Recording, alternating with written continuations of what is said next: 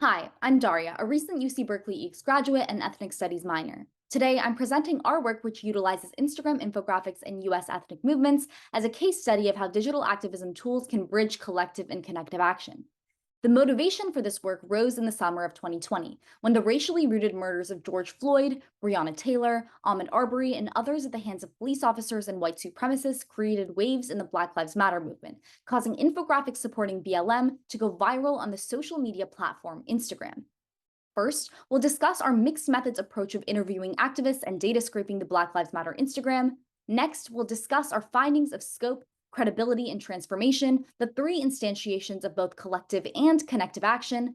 Finally, we'll discuss the significance of bridging action frames and design implications for activists. Beginning with the methods, let's provide some context on collective versus connective action. Collective action is when individuals in a movement unify to contribute to a common ideology using organizational resources. A great example of collective action is ethnic movements, social movements that strive for self determination and shifts in societal viewpoints, which are organized by groups made distinct by their ethnicity. Connective action is when individuals share more personalized content across social media networks and digital connections. Historically, collective and connective action have been presented as fundamentally different action formations. More concretely, collective action includes organization wide coordination, while connective action lacks organizational coordination.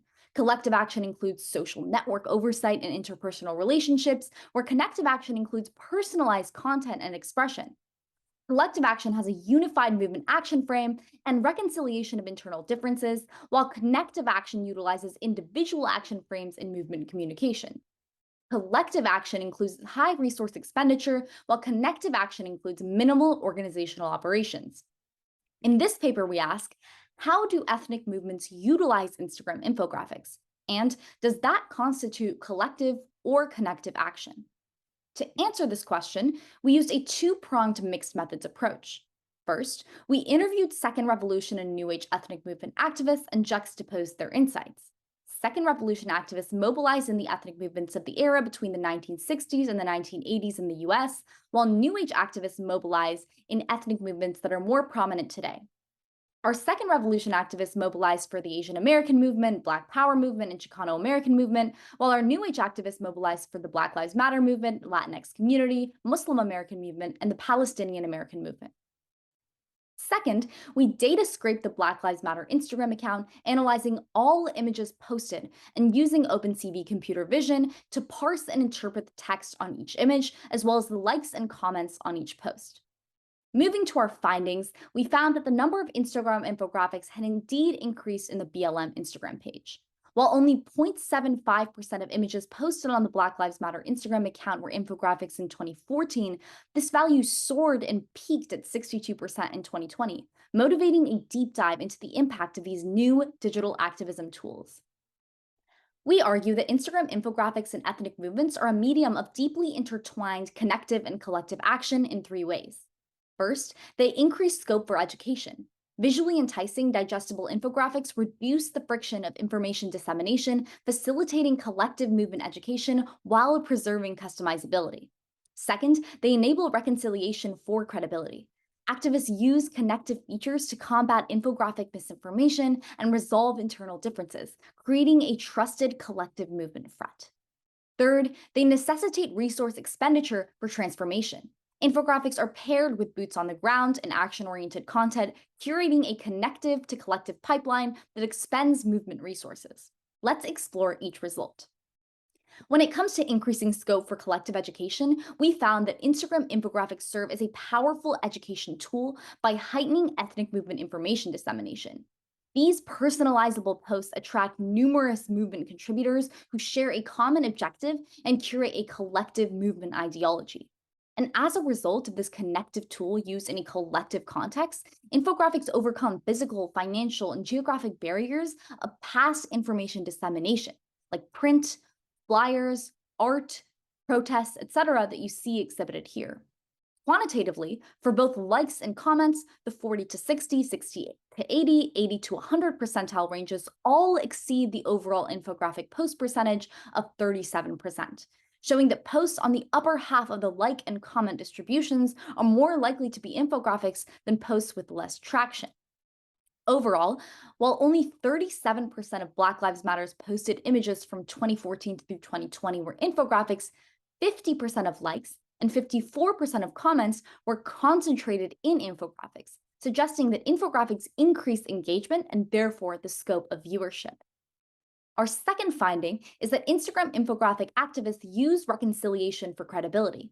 Instagram infographic activism is susceptible to cutting corners and misinformation, with no organizational need for unified content. However, New Age activists build credibility and reconcile movement differences by using movement tools like infographic inception, making infographics correcting another infographic, comment sections, updatable content, and being transparent about their resources. Connective personalizability and customizable features build collective movement-wide trust by enabling reconciliation. Our third and final finding is that expending organizational resources is a prerequisite for collective transformation. Indeed, infographics must be paired with physical movements and the intention of explicit material changes in shifting societal power structures or meeting short-term legislative objectives. If direct action is not centralized, infographics can produce complacency and deception. So while dependence on traditional physical tactics and consuming of movement resources is a relic of collective action, connective tools are the means to the end, bridging the information and action. Here, we define a bank of action words, which we use to classify action-oriented language and posts.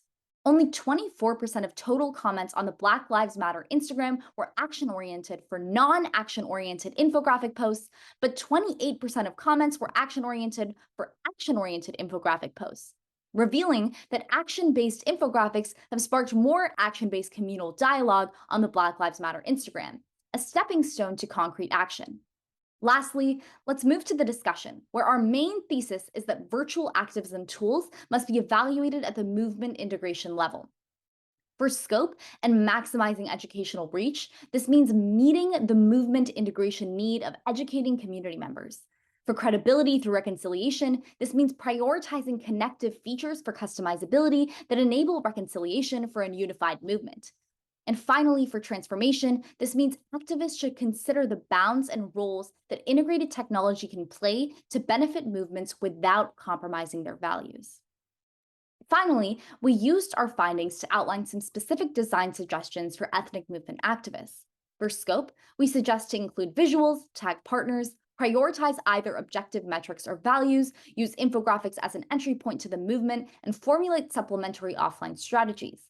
For credibility, we suggest being cautious when summarizing movement information so as not to cut corners, clearly indicate resources, monitor comment sections, take community updates, and optionally participate in infographic inception.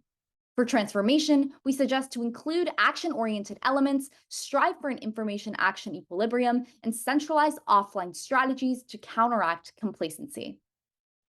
In short, we believe that when connective digital activism tools are used collectively, they must be designed as such, to serve collectives. Thank you.